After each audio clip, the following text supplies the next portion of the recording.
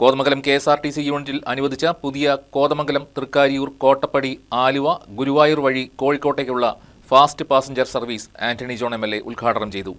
പുതിയ സർവീസിന് Kothamangalam municipal stand, Malayinkeezhu, Thrikkariyoor, Kottappadi എന്നീ സ്ഥലങ്ങളിൽ പ്രദേശവാസികൾ വൻപിച്ച സ്വീകരണം നൽകി.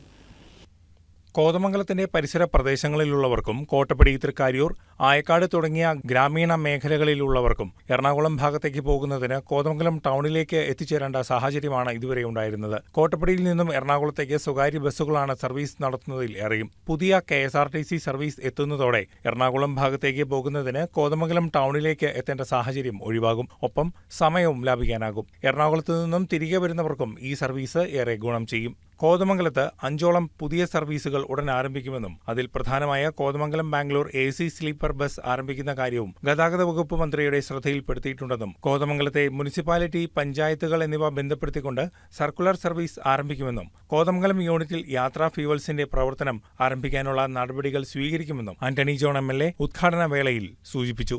കോതമംഗലം KSRTCയെ സംബന്ധിച്ച് വലിയ വികസനം സാധ്യമായിട്ടുള്ള ഒരു ഘട്ടമാണ്. ഇവിടെ അടിസ്ഥാന സൗകര്യ വികസനത്തിലടക്കം വലിയ മാറ്റമാണ് ഈ കഴിഞ്ഞ 10 വർഷക്കാലത്തിനിടയിൽ നമ്മുടെ യൂണിറ്റിനുണ്ടായിട്ടുള്ളത്. ഏതാണ്ട് 45 വർഷക്കാലത്തിലേറെ ഒരു പ്രവർത്തനം പിന്നിട്ട ഒരു യൂണിറ്റാണ്. അപ്പോൾ അതുമായി ബന്ധപ്പെട്ട് പരിശോധിക്കുമ്പോൾ ഒരു ചുരുങ്ങിയ 5-10 വർഷം കൊണ്ട് ഇത്രയേറെ മാറ്റം KSRTCക്ക് വന്ന മറ്റൊരു കാലമില്ല.